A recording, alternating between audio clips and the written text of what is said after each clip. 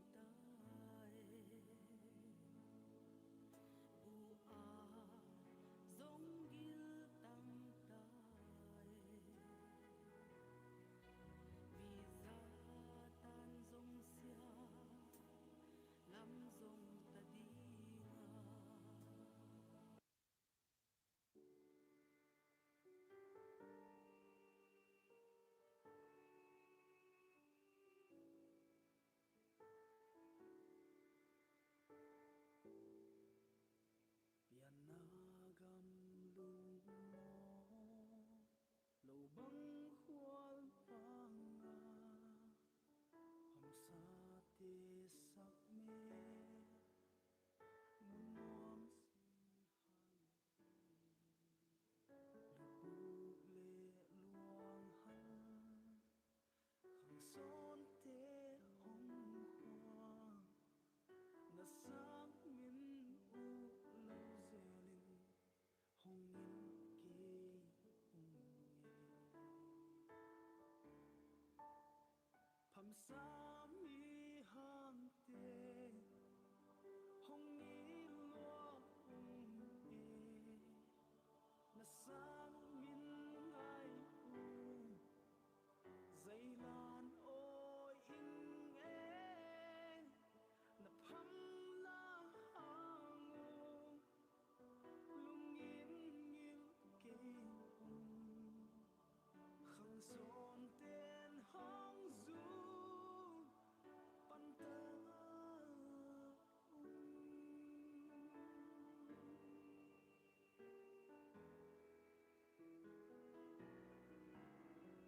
dòng chim lệ ngắm bố đồng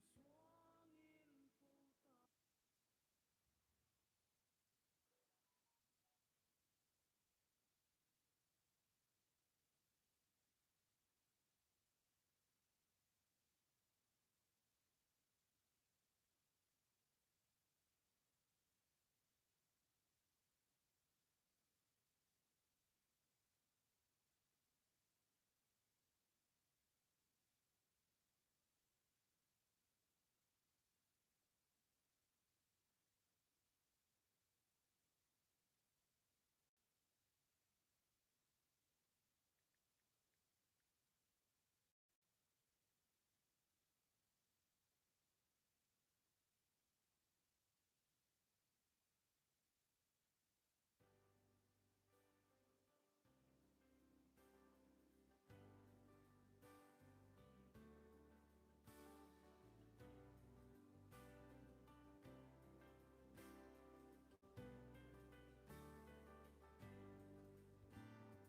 dấu găm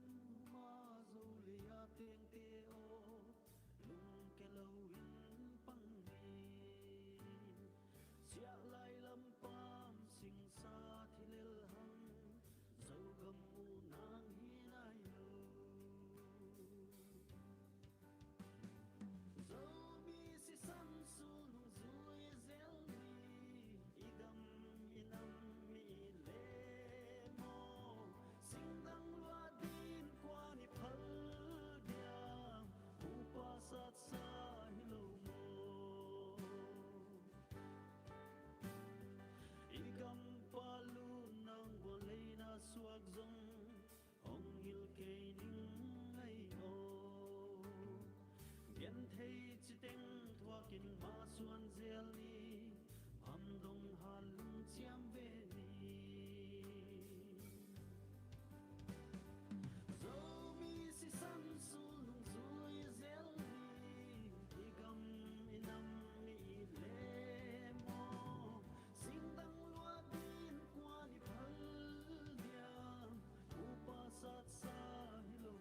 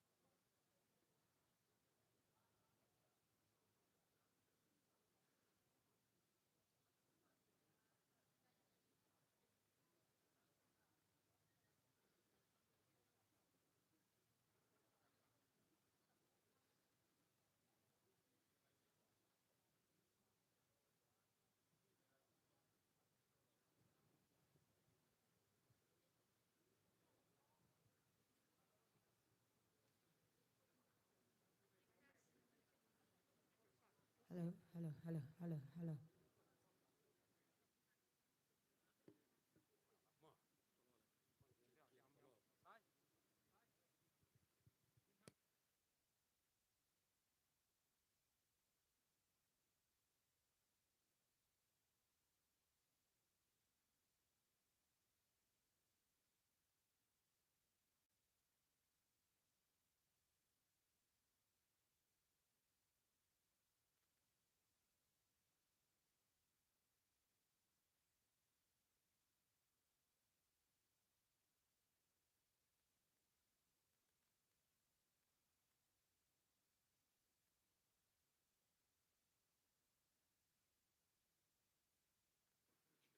Hello, hello,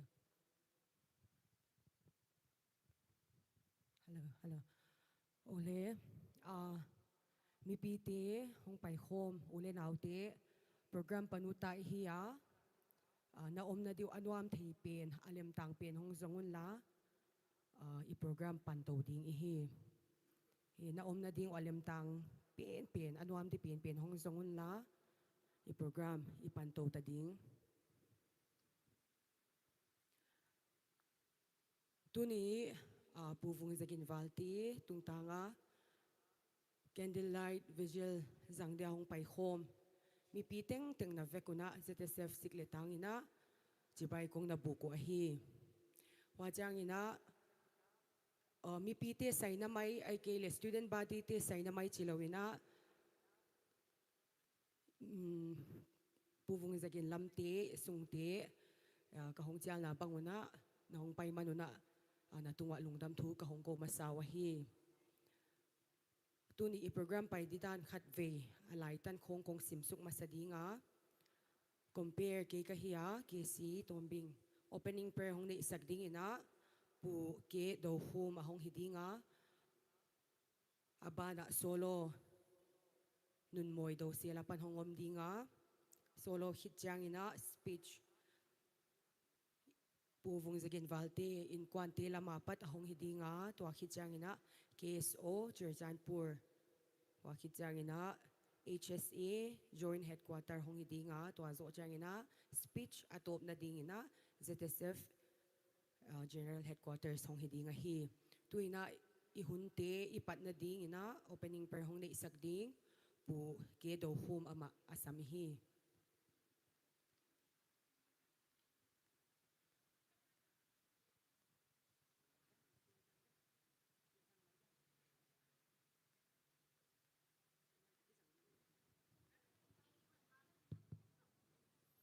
Yung take kipsang na patian maya kuni. Let us all bow down our heads as a respect as we bow down, as we pray. Zan let tu niletang tu na dang ngilo kabelu kabia ko papatian. Hunak sa te tai san lo.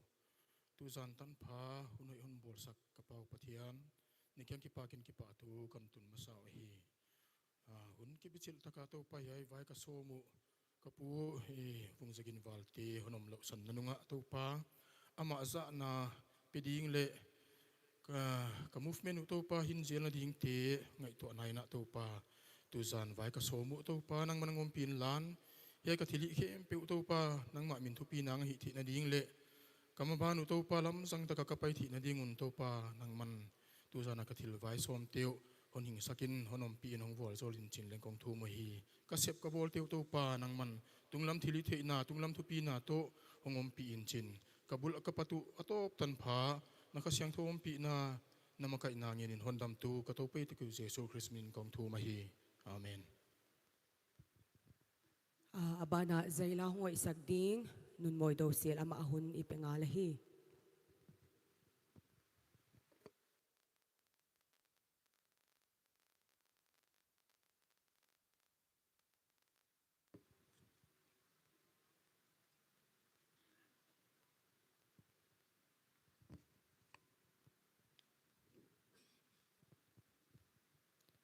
Hello, hello, hello, check. Hello, hello. Phamsa salpha chila kon sadi.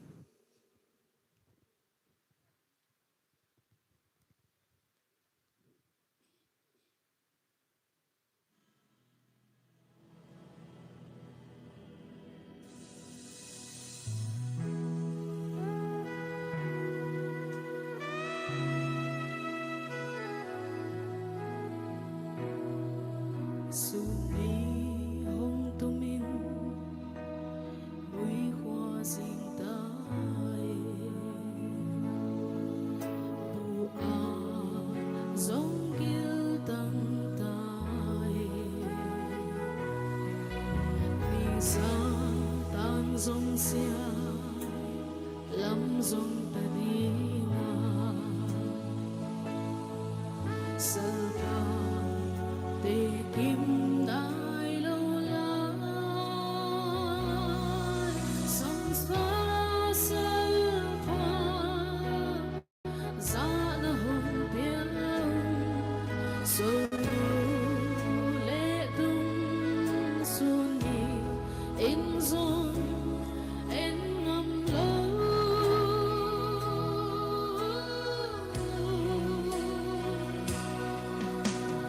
hoa văn hoa kim pi dinh đinh bon nghe biang đăng na za na pan zuang hồng thâu in ngam pi din ko chiang zun lai ni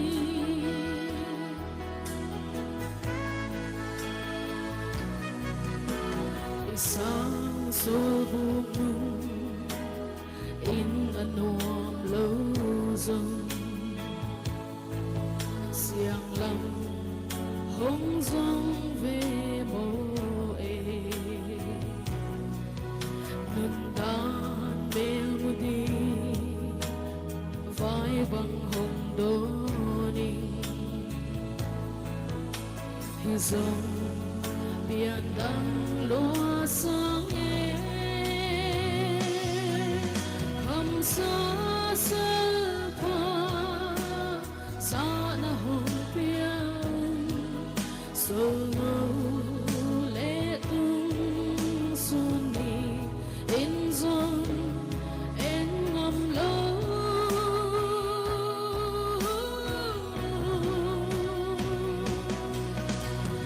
hoa văn hoa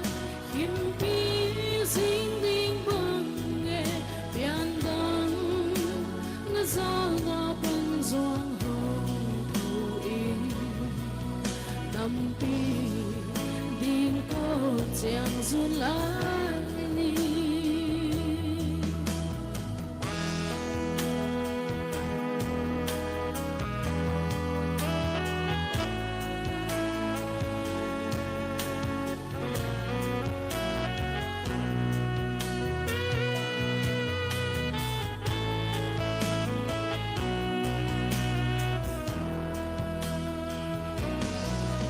ôi quang vai bằng hồng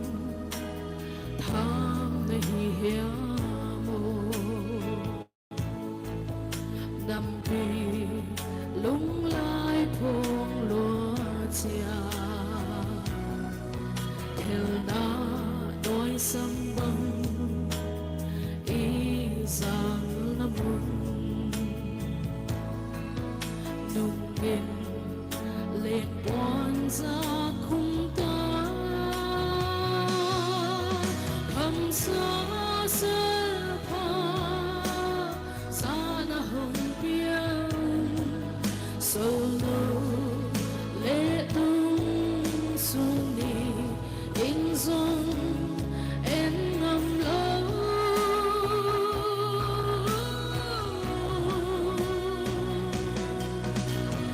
hoa văn hoa kim pi dinh đinh bằng nghe biang đăng na za na pan zuang hồng thâu in nam pi din ko chiang zun lai ni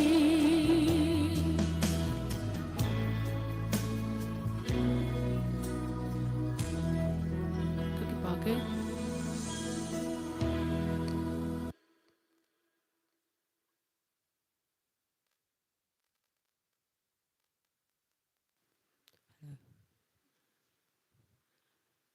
izogam khwavan noi himpi jingding bange piandang ipu azal na pan zuang hong thowin la chi theilowa nampia ding in kolchang zun lai ni i chi thei ding heu tumwan hwain a hong nu chat isun pet ma tunina i hong pai khop na san isut na san imangil ke dinga amaban azom ding e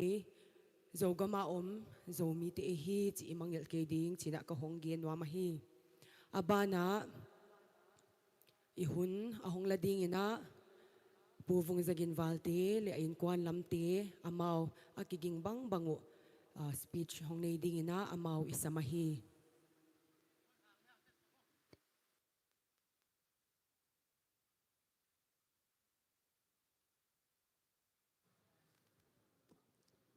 Hello.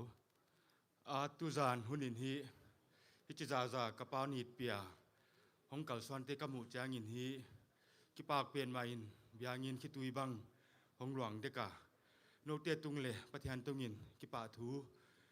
kon gen a hiya kon ki pak pen ma ka hiu chi hi kon gen ma sak hian lan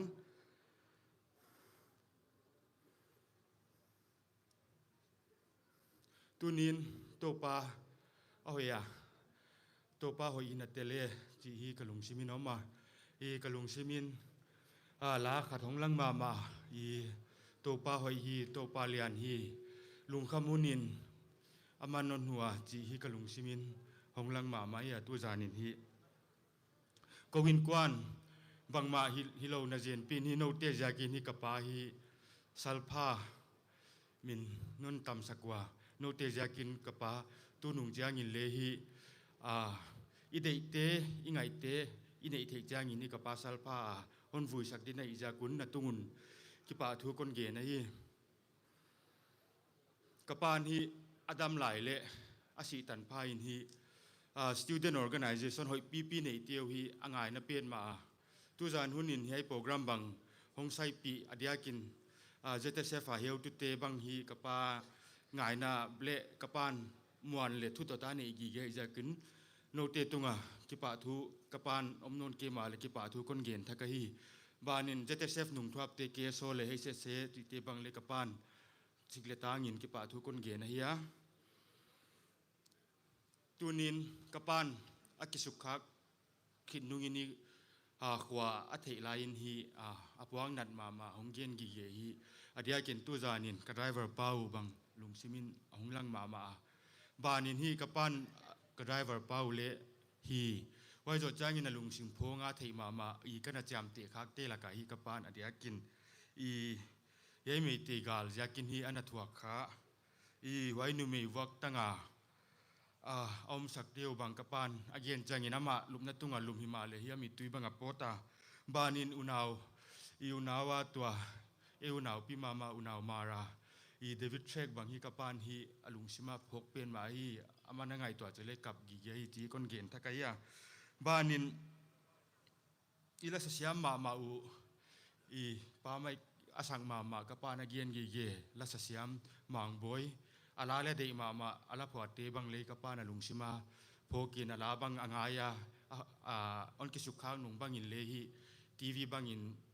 to mang boy la sak te bang ela phwa te bang ngai ngaya mi tui bang kapa le na pot ta hi chi kon gen thaka hi wai zo chang in hi kapa alung phong ma ka thei khata hi le hi tu mai na ma adam lain lumna tunga ka no mi ma le jiriba ma incident nu bang isal phasom teu zan khat thua wai incident bang azak chang in ni kapa wai zan bang le i mu thei lo ina mi tui pot na hi chi kon gen thaka hi ipate tunga thui gen chang in hi chin lungsimin hi aside duwa bangteng gen kha sek kaya bangteng gen khalo kaya chi bang hi phok pen ma lo kai ja gen ni gen khak khel chang bang in le onangai khate ni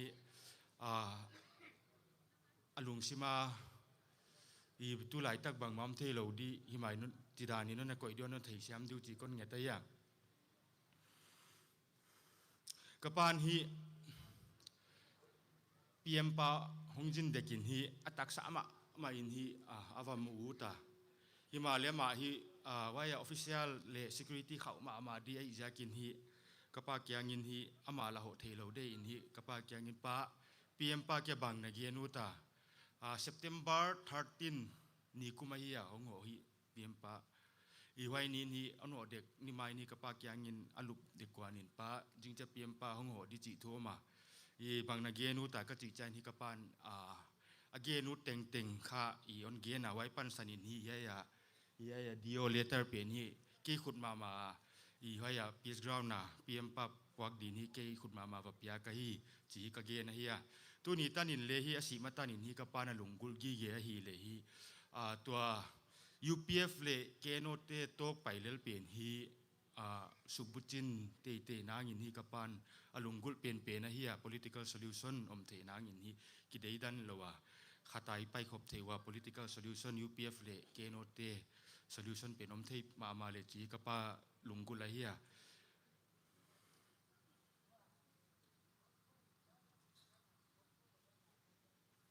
ตูนินกะปานฮอนสีสันมาเลยฮีอามาเลอามันอัตุบเลงิมเตเกียงินเลวนิลขมันนะบานินเฮียนไปโคมกะอีดมาคงอินกว่านินกะนูกะปาอูเลนาวสังกัมเตนี่กะปานอเดยมาตุบเลงิมเตโนเลนอนเทปีจัดกะละเมนมาไว้สุภจิงเทดินปานนลักปีทะกุนจีก้นเง็ดทะกะเฮีย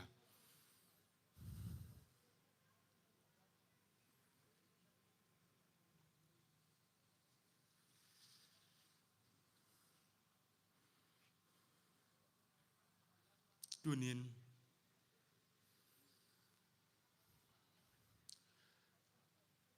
เกนฮีชิลดังตำก้นเกนนนกีดีงา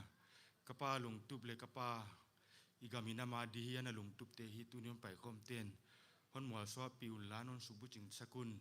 จีฮีก้นเง็ดทักยัดเกนกระโตมนาดีงินฮีกันนินกะปาเตอุนาวากันนี่นุเมในสุนัยยามาฮีอามันอีคำคัดคำเนียนเกณฑ์ในลานุจินโกอินกวนละมากะหุ่นโซนายดิ้งก็กิปากก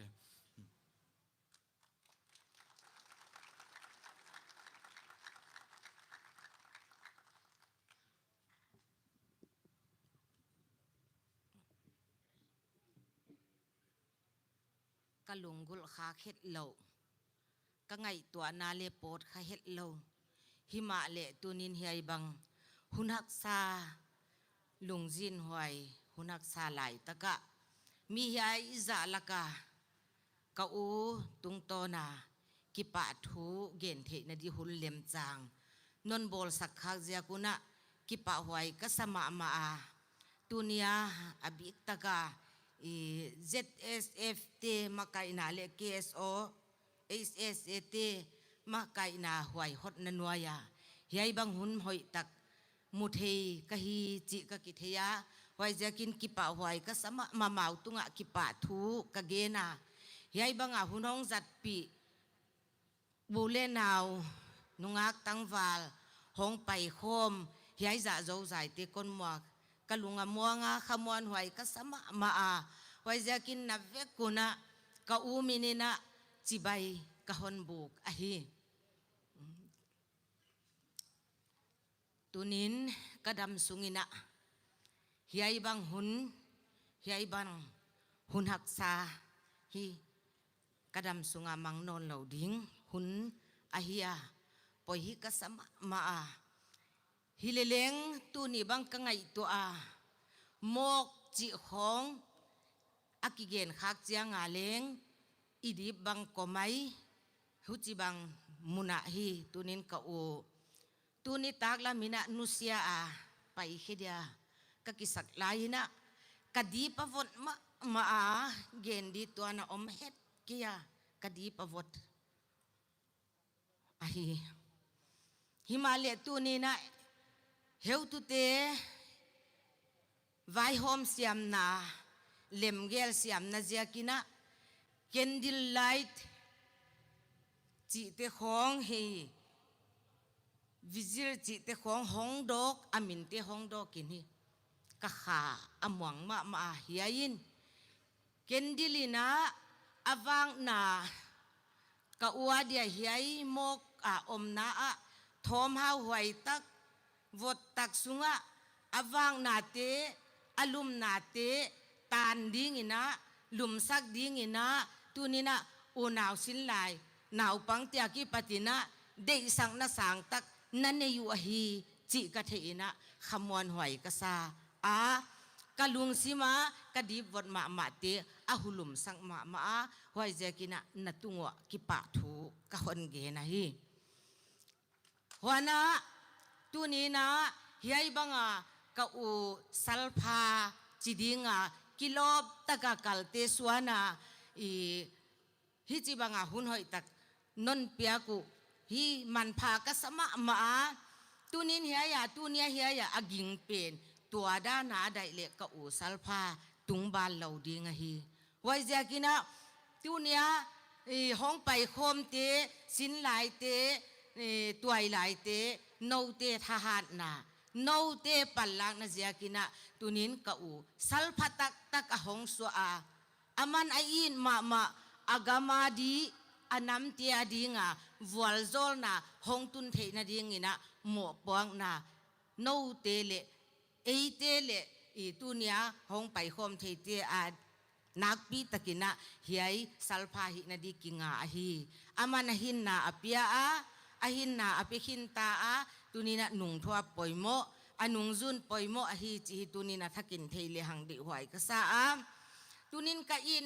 มาอูกะอูกะเฮปีงอยอยู่ตุเนียเฮียโมกวัดสุงอมเดียกะพัลมาละอูกะอูฮีตุเนียห้องไปคอมเตียนลุงซิมินิเกลทักเดียกว่าเฮียมอาดิงตุงนุนนาหัมพัดุนนาไอเกเลละเมนนามานีอังสุงควลนาเจียกินเฮียกะอูโจพัลมาเลวกะเฮียอูฮิมาเลอามีอาสาตยดีนามันอาหินนาอลานขินตาไว้เจียกินะกูเตเลพัลตะกะเฮียโมกวัดสุงก้อยพัลนาเปียกะฮิวจิเลกะฮอนเกนกะกิปากเฮียเต็งกะฮอนเจ้าดิ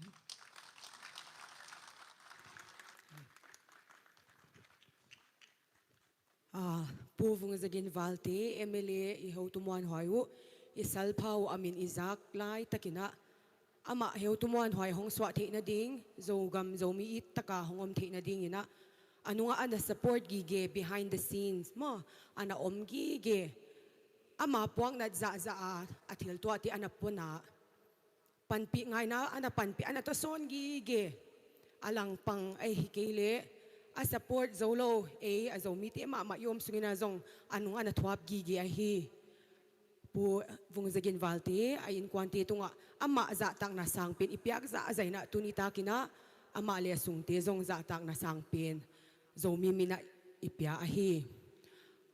abana speech ahong zomding ina keso churchan purte amaw ahun apya hiding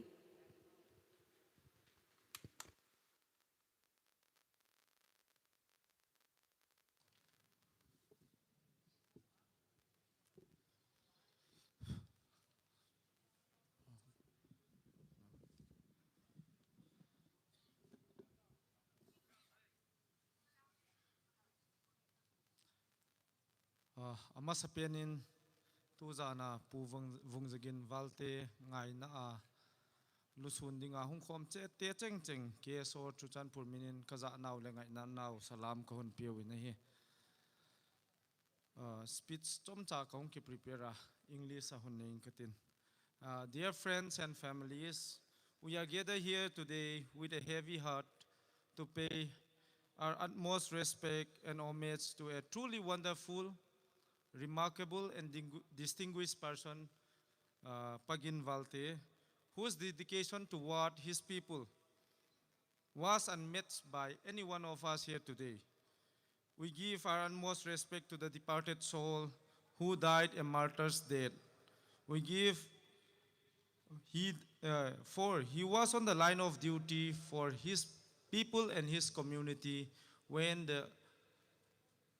fateful incident happened to him on the 4th of May 2023. He was on the line of duty for his people. For that we pay our utmost respect. My respect and homage also goes out to all the fellow brothers and sisters that we have lost during this conflict. I express my sincere and heartfelt condolence to the bereaved family of Vungzagin Valte and those who have gone, all those lives that we have lost during the Métis genocide against our people.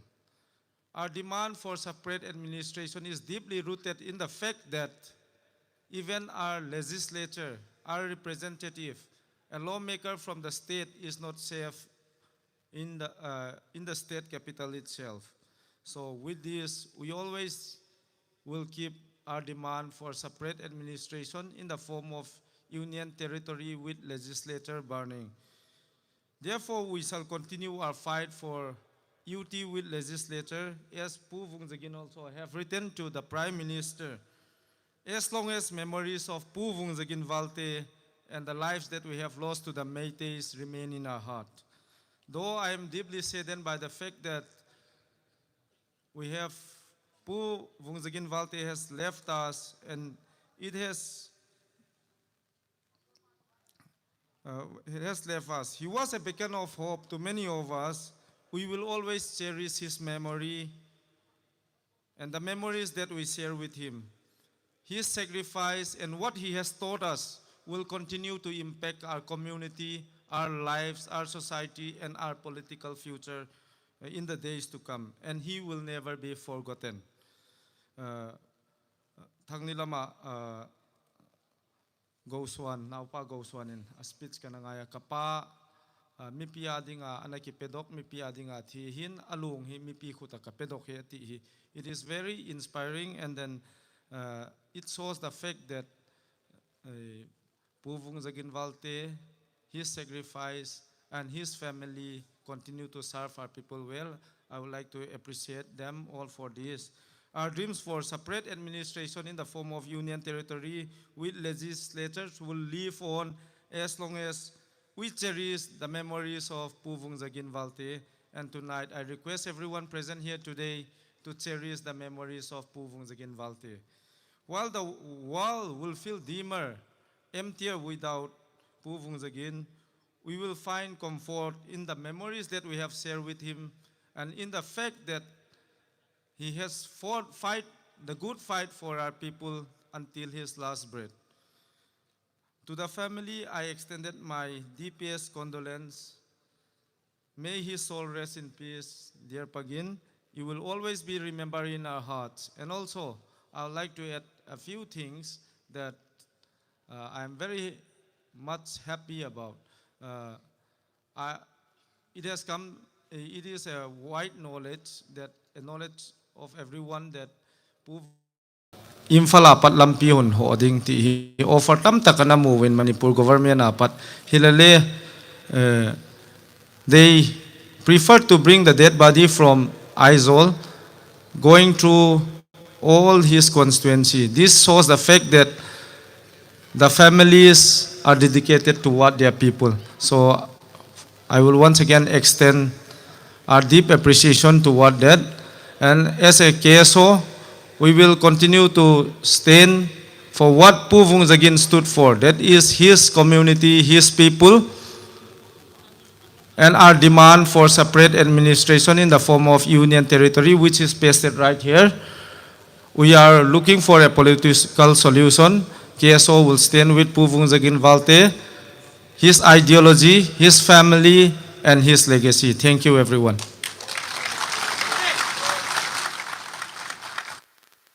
Hello.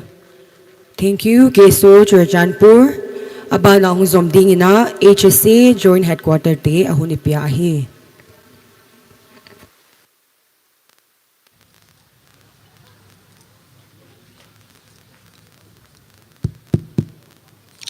Ole, HSA, Joint Headquarter chun,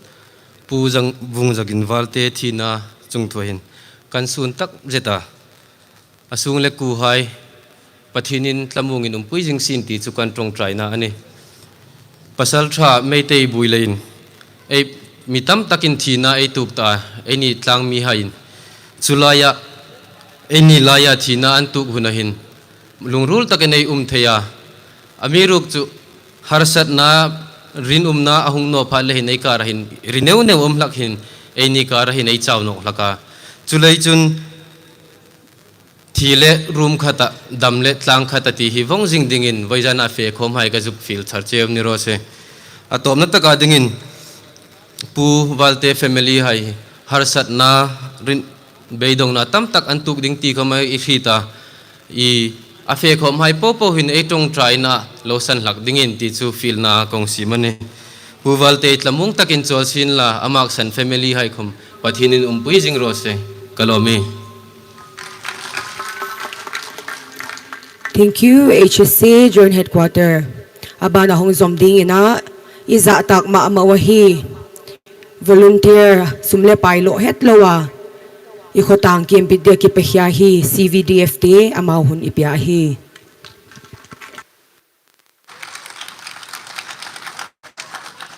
Amasai na tunina pagin sungkwante zana kahon pe masa ahi. Waibana tunina ZSF na keso HST to kituak takle lungtuak taka hei banga pagin pugin vaya hei asai thina wa hi ka kipak pen mawa amaute tungaleng kipathu kahon genu ahi mabana hei tana top mok loading hiya mabana CVDF HVV KZVV to leng program thupi tak ki sai lai ding ahia hei huna leng Twilight te nule pate kwa peuma hongwap non ding in leng ka advance na kahon chial ahi tunina pugin te le isalpha tampi te na khovot mun vota aom na penu e ahing lai ten athu i swang lum thak diu chi hi ka hon chial ahi amau ten hin na atan laiwa 18 amau lung tup mual so ding na tunina ki han jam thakni china mi pi te kahon chiala yai tana toplawa yai ikipat na thak hile chi hi tunina kahon chialo hi CVDF in tunei programu ka ki pa piwa mabana leng CVDF HVV KZVV program anei na dinga mi pi te hon kin thuapia to sanga pannak josema isalphate sulnu mual so zoding tunin kahon chialuna ki han jamni china kahon chial thak thakoi ka ki pak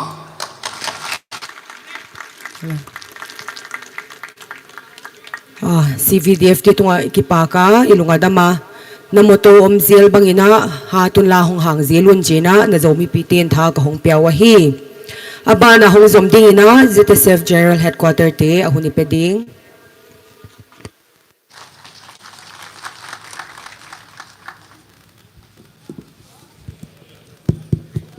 Hello.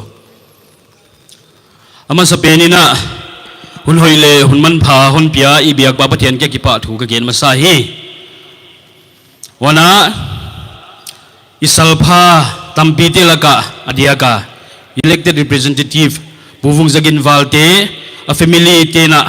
ebang program zanna dinga zattheina dinga Vungzagin Valte luang public movement people's movement van poimo zat man phat dinga hon piak khyang ngam jagina mau tunga leki pa thugena zana sang tak kapia hi wana ibanga program izat thei hi hun tom chik sunga gela hiya kwama VIP treatment leki pekeya VIP status le kwama ki maintain sakya heng pai khom te kwama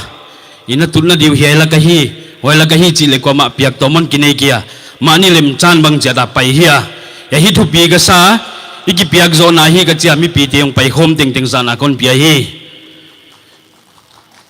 special invitees kwa malaki nei tuam ke ya ai hangina yai movement alung lut khem pe pai khom hi na kha i hi na bang bang ki thei siama pang khom sem din na thakina angel na kon bola hi ya idin sana hi le bang dangai ke ya tunitan pha isalpha molyam tena justice munailo waima bangin huaite punaina Vungzagin Valte adam laina justice dimanina prime minister pa kyanga lekhana pia wai kailawina yaibang ai thuang nungin meite te to tengkhom theilo hi dan te thei changina prime minister kyanga nget na na pia wai hi kidin pia hi chi hi ko pe man thele uthwai sa hi wai jagina ikimi kyanga tusia leng tuam te ko ma kisubuai ke ni idin san omahi chika ko pe main thedinga ya memorandum ana piak anget na hi kita khia hi oi yakina yai kha explanation ngai be lo kasa ya idan hi idin san hi chika thak thakin kon ge na hi tunin ya banga program is at theina dingina mi tuam min pan lang nai ne ya adia gina yai bang apau ngai nai zat thei ding lam ka sound te bang I movement ali nga na pan naw hiding ina tutungina noong pangun hakitia kipe zo dagina akule poi mo bang bangon piaina yai kha ipau ngai nai zat afia I zat ahia amau ki piak zo na thu pisa tunga le ki pa thui ge na hi ona hi bang ai pai khom thei na san hi bangdang ziagi ke ya khal le khat ki toyom ki khamuan le khal le khadin kha I movement all moi hi dan kha thagin pho khwai ka sa wai zagin tu nung tu bana I kal suan na ding movement tuam chi tuam mong ki bol to de hi na kha mi piten toy kinung thwa bangina kinung thwa ble uthwai ka sa adia gina tu lai tak bang class 10 class 12 exam apai lela wai ma bangina final exam school khen khatin aneya wai de subwai lo movement bang chi carry forward di chi kha heu tu te na khwak sa jin ngai to wa hi na yai banga kalsuan to na dia hun ang ki update to zel te na bengwa gina nung thuap zel le u thwai sa wai ding en thak thakini ki nge na hi ni dangai bol zel ma bangina mi mal khin khatte deidana ki mok pai di hilo mi pi deidan ma Vungzagin anahin anak dei mama anak ngiat justice wai kha lung tu bakinei gi ge ding wai mu mateng kha kal ki swan so ma hi na kha ko pe mai na nung thua ba movement chi tuam min pat to di te a hi thei bang pe na nung thua ba kalana swan to pi di na thak thakin kon nge na tu ni na ke so chu chan pu te bang HSC te bang ong telwa wai ma bangin hiai mun kya kha edan program ki jang lo ya mun tuam le so mun ki nei zel de hi na kha wai hun te le ki thung thuap le uthwai ka sa hi ona mun tuam pa nong pai kho manai gam la pat nong pai te athakik thakin na tunga ki pa do kon ge na mailam kal suan to na dinga no te nung thuam na tha kya hilo thu kya hilo na thum naw ma le ki poi moi hi na kha no te ki nga ka hi dung zuina in te hi ta he no e pai khom tengina e movement ilo chin na ding Vungzagin Valte dream ilo chin na dinga kha nang lakin mo puak na ni hi chi kha thakin phokina kalson le chi hi ngit na hi ai teng ka hun kon zo di kha ki pa ge gen khilo male ki ngai siam ni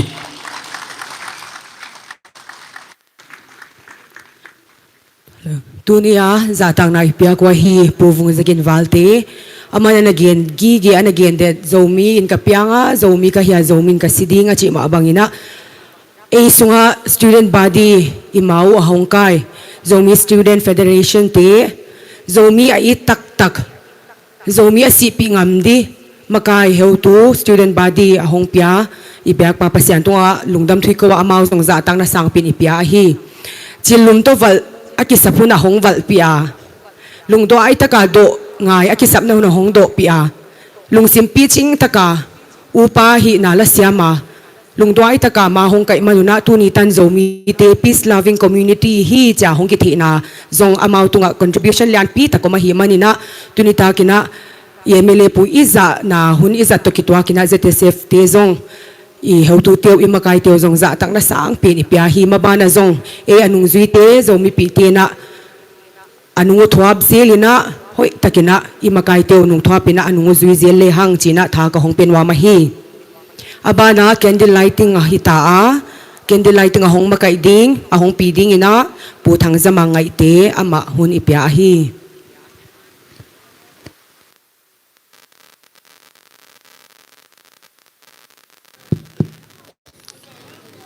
tunitak yai bang hun poimo ahing lai adam lai ten Vungzagin Valte 56 assembly constituency thanlon melmate khutnung thuaka nanna ziaka damzolowa honsi imarter nanung ama tunga ihi thei sang pen masa tunitaka jang thei dinga hong pai khom ka toilai pe mi pe sapi te nave kunahi jana chibai kanbu ka hi tunitaka ipai khom na sanina candle denna pugin Valte thei ge na phogi ge na ne ding ini kisa hu chia hi laina ikim ipama huinung dan tuam te hongom zel te hi ei khang thak te na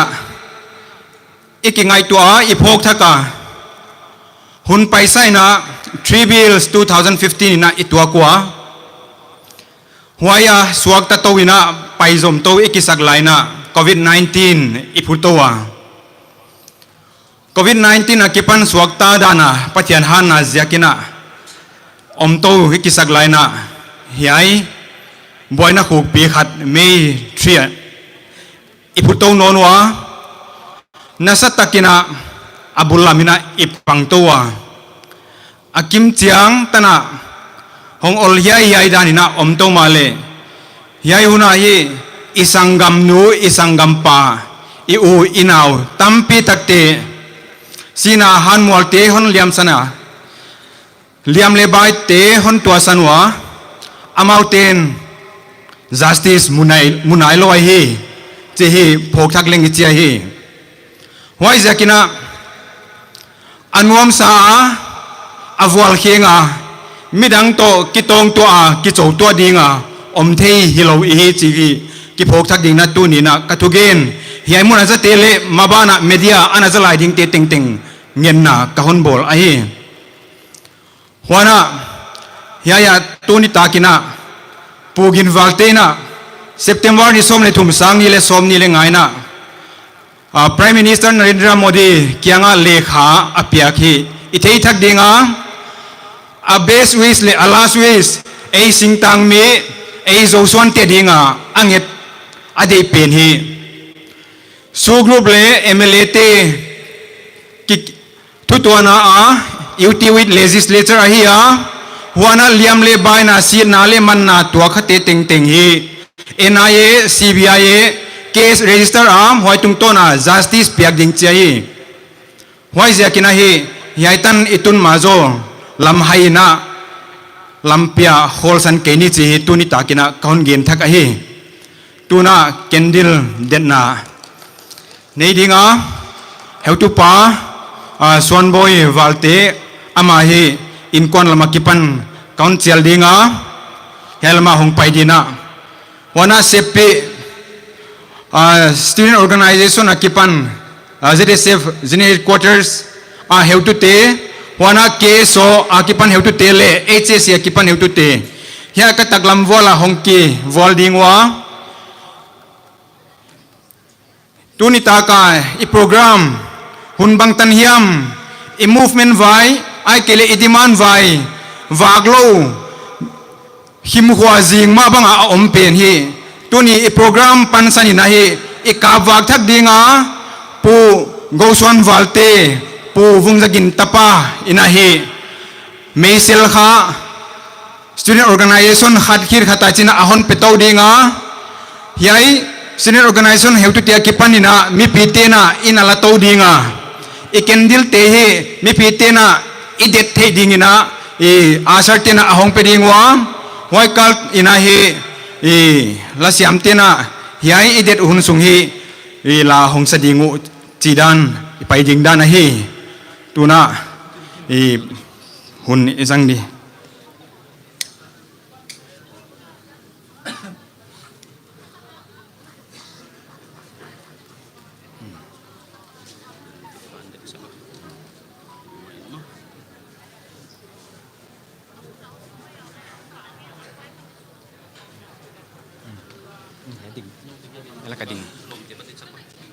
hela ka kong ding dingwa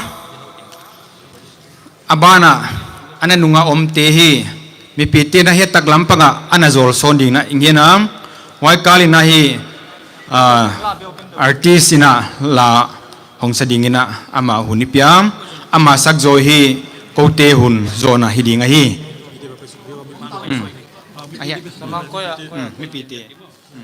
mi pite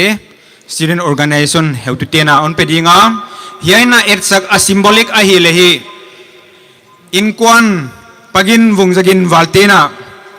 a sacrifice na tungtona inkwan pugoswan valtena awak ahon piakhiat student organization te tungtona mi piten hi hiai tung to na i movement le i demand te i wak thak sang na hong hi le i china na tu ni na igen a hi pa ke do lai dai bang thenga zoga ma hong pal chiang gwa bang hing lai teng don bang tua ki mu chiang zo tui nun khum ning zo ding o lung de teng kim no lo ding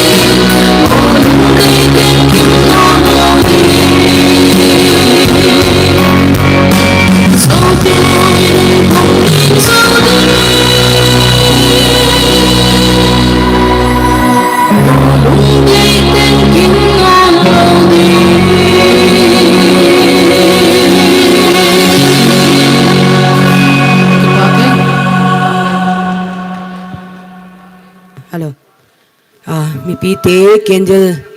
I candle te a koi nuam yong male ya stage maya step up koi thei ding a hi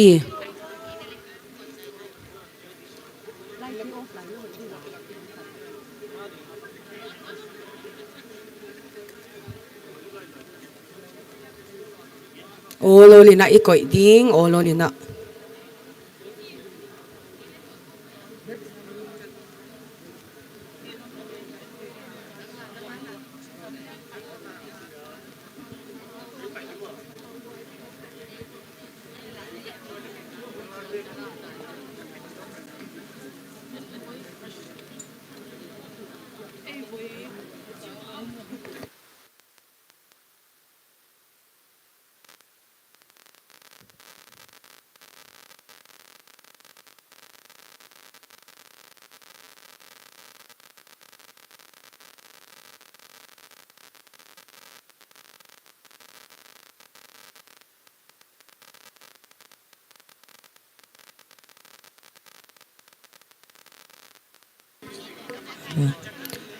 Hi candle te I koi zo chang ina slogan sap na hum dinga chin sian khwal ma kai na thongom dinga hi slogan sap na zo chang ina speech ipol pia pan hongom dinga wa zo closing prayer khup khokam chief of muikot hong hi dinga hi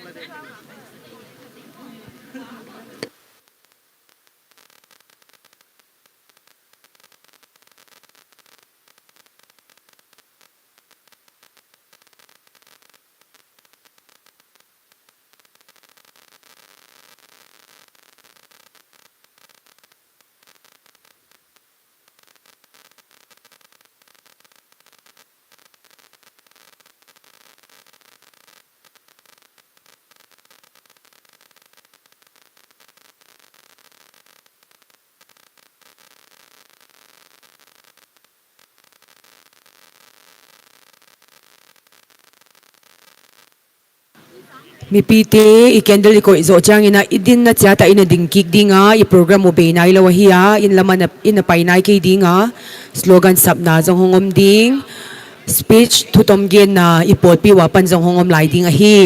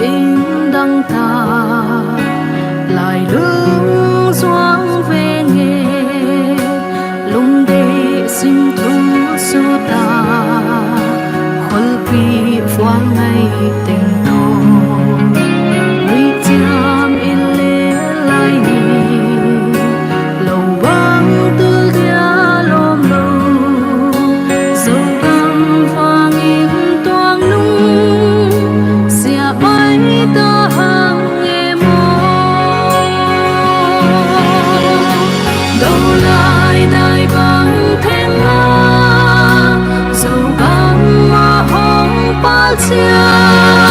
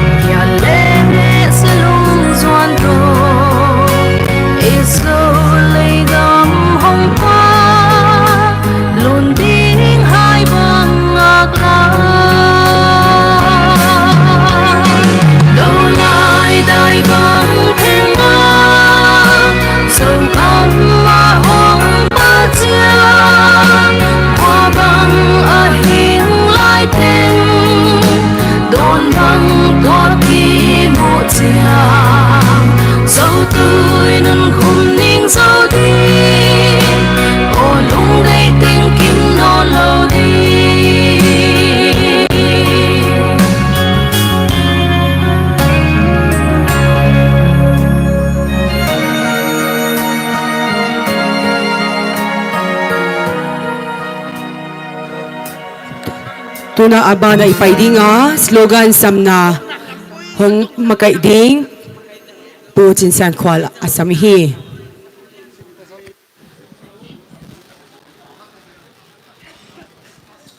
Hello. Ole.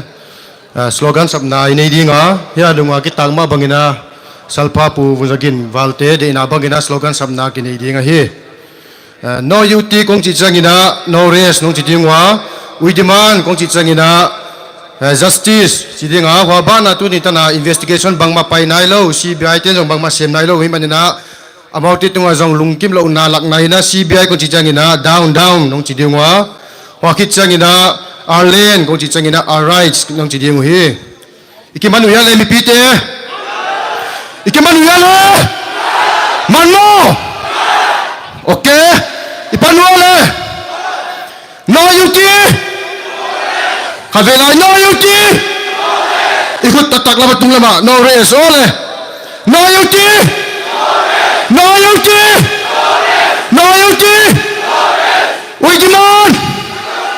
we demand okay CBI te tung lungkim lo na lang nai na CBI Kelas nading na our land kung si na our rights nung si Jing mo our land aba kinakavilay uy mo no yuti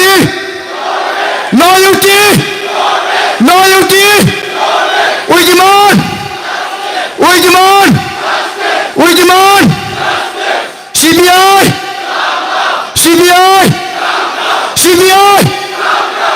our land okay lungdam me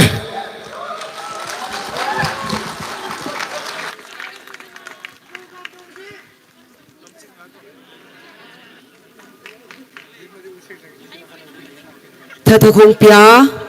slogan samna hong makai pu jinsan kwal tunga lungdam thui pwa kahi tuina abana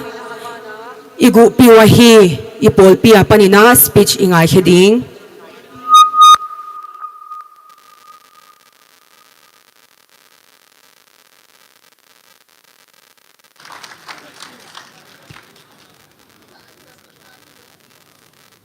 tuitak ibyak pasyanina Manipura omzo swante kuki Zomi mar chia kimin vote ong piin ong din piin ong kalswan pi ahichi imu manina amasaina ama tunga lungdam thui pwa kahi tunin ZSF te hina keso te hin HSA te tale kituak takavay nung homo tiangin ke ano hina UPF hitale asunga omte zong lungdamma mayna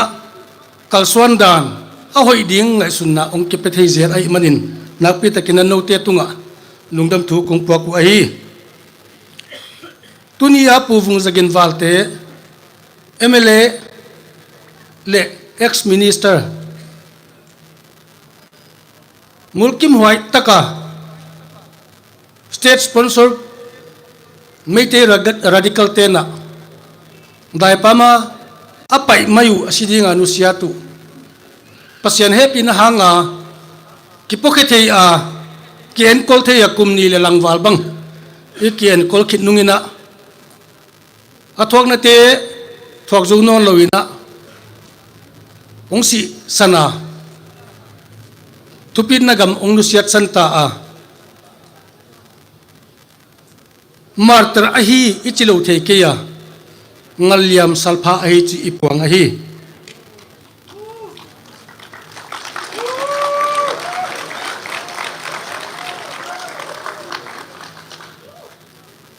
Julai som ni leli kumsang ni le som ni le thum ina UPF keno MLA tengle to huna Delhi ana ki polkhom MTF dite house khas muna kitukhom ina political demand iti isabang ina ama in 6 schedule based union territorial council ana kingen a ahi zongina tuani akipanina separate administration total separation from the Meitei community china ina UT with legislature china political demand ana kibol kia pen keno UPF MLA tengle MTFD makai teto ana kikip saka Julai som ni lenga kumsang ni le som ni le thumina Delhi IB officer AK Misra makaina ina kimukhop na a ka political demand UT with legislature pondu chari type china ki spell out tu ni tan to ki kalson pi ai tu tuam da tuam an again kha yom phial zungina keno UPF le MEP te e kalson khom na a UT with legislature tu ni tan kalson pi hanga stakeholder te na bang again kele aki kalson pi lai ai tua inga amasia chi mi piten ina ngai suding le ina bilvo ding in ikiri saktuk ipulak ahi to chengina pu Vungzagin Valte the sole legislator who was murdered for the cause of the Zhou people Kuki Zomi and Mar ama iza tagna ina movement hat lo chi khata khat le chang ongom pen revive thakni china ina tuni in Zomi community lam apanina spearhead ding ina coordination committee atwamin kibol kya a tuateina ZSF te to chengina ZYT ZMT tha hong pia in student lama ZSF ten KSO te le HSA te to kalsuan khom a ZYT na KKL te HYT to kalsuan khom a women te ma injong a community wise a women wing te to kalsuan khom a i political movement UT with legislature i demand penu akalsuan piton tung ding ina tha apeding in coordination committee ki bol kya atwate to Zomi community lama panina apoimo abang bang kituza thai gi ta ding hi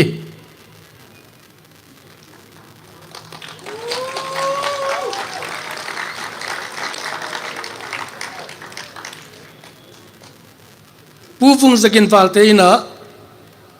Prime Minister Modi ongpai lai ina September ni som le thum kumsang ni le som ni le gup som ni lenga aman memorandum an hiak adi o letter ma to nagel denina atapapa pugoson ongena apa lungtanga omteng aman anagel hiat ya akitaka et gi geding ina a to agel atom bang ma again kaya justice for the martyrs and UT with legislature as demanded by the KNO and UPF tuate inga ama i movement khatpe wina asu katungin ongen zongin doi mang pa na sep na hi chiang ai sunin i target itun mak kalswan khom le pangkhom gi geding ina tunia pai khom Zomi community apanin Kuki community apanin Mar community apanin apai khom teng khem peuna kendil ivak bangina kendil thak avak thak non dingin tunin ikechal thakin ikingen na ahi chi kongpulaki hi tengto kathugen kongzu ding lungdaming Ido laru dai banga hong then madong zogama hong pal chiang dong imawa pai imakai piu ipol pite ahong hat sem na ding una ito pa na maute thupa hong piak sakien la abana hong zom ding closing prayer ay hitaa maukot house sa pu khup khokam ama hun apya ay hiding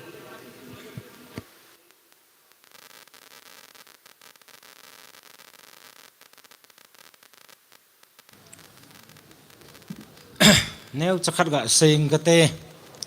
làm cái hòn phát hình pivin cái bảo dùng cái sợi thì chết điên rong cho ra chan pulte sangin than lo lam ten ka puna de ubin pu nat chết dinga rong in sung mi ten na pu nat chết na hin ai na chela ka ga sei nom pen chu tunia khang tha te hon khonunga anung zui ding ai lo le atto ding ada tha tam ta malam kalson na ding ding na zala hitabang thil nen go no ka ki pa ta zenin i bible chi ve na ile elizan athi dinga ache to dinga chon asang khol elisa a sa api nei tunia hi pagin yemle pu hin atup ade khang tha nang ho e ho chunga avona dal ha hi supil hing thei dingin ye lo na thei tam tala ko nin ke chum khian uiten i bible wa mo bangin na thu chu ka dingin thau me na pange tin tunia kendal li bang wen khowa cha te hi na walam zo dingin pakai minin ikiti mu na hi tau nei nei nge ai ngai lu ka pau pathen na lung sen na kidang ta mai ka changwan pakai kamil hilon lai jong nang man ka taw na tew ne ngai hla pi win ke khen thei dinga kom lai na lung sen na nei go mo win pakai pathen set to the na tam ta ka to jing thei lai jawa jong na cross ngai lu na nei kan khom wa tu ni hla pha na hi chala ya hi nang ma min zal se le map sanga ka tup ka dei ho su pi hin na ding dei na zala ki ngai lu na ai lo le ki he thiam to na ki za to na vet sa na pha chom chakat ka hin man sung wen pakai pathen me mi na gama sei khil bol khil jong nei kha thei wing ka te hi jong la ka su khilo ka bol khilo aum ta lung si tamai nang man nei ngai damu win lang ama wang ka emle pu win jong ade na leng gama na ka to na diwa jang khum pi pha hi dinga ka gelwa thu le la ka hong kil hau zo se cho ka bon wa ta mul so thei ding le ahi lo wal ahi bang le adi banga zui thei dingin ka bon chaw lung thim na ngai tu na thu sei din na pan pi na ka thu mu bin he me mi na zala ka su khil ho ngai dam thum na to hi chan nei pui lung nau chunga ki pa tu sei pumin pakai yesu krista men ni hinga ka tawun he amen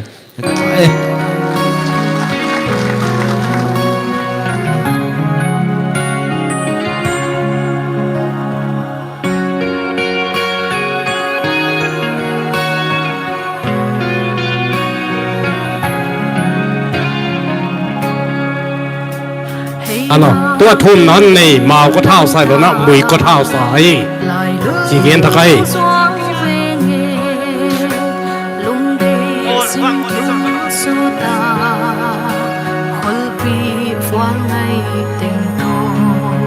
Ghiền Mì Gõ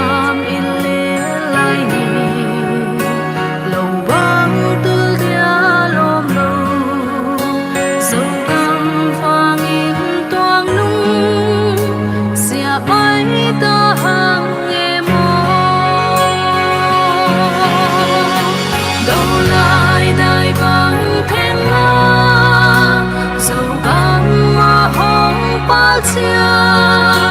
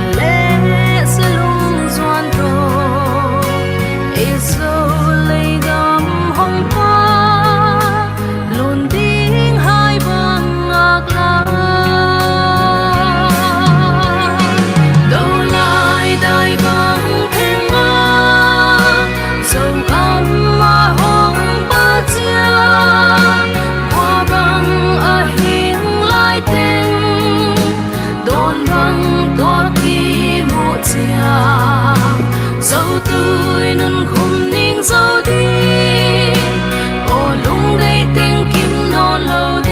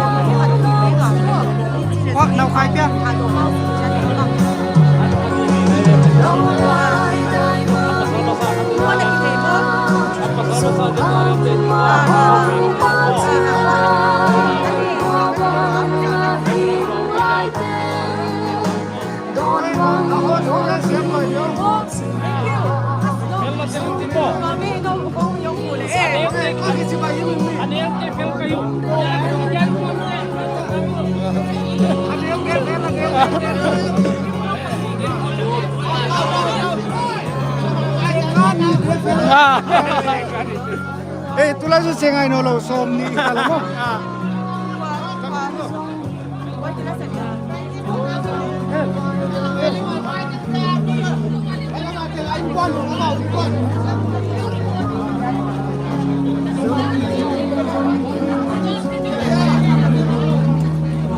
One,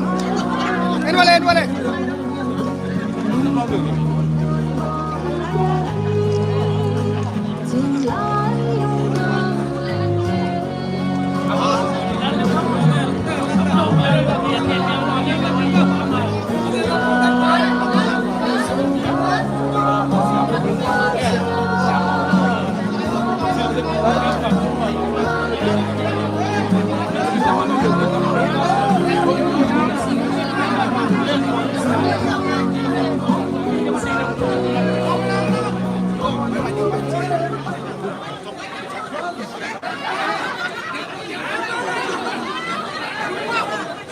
Kendil to nak lua.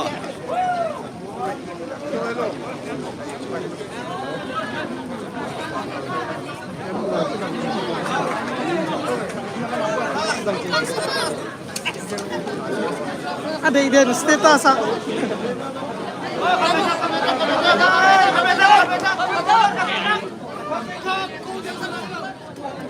Okay, lo ông đây wow. Bye bye. Good night.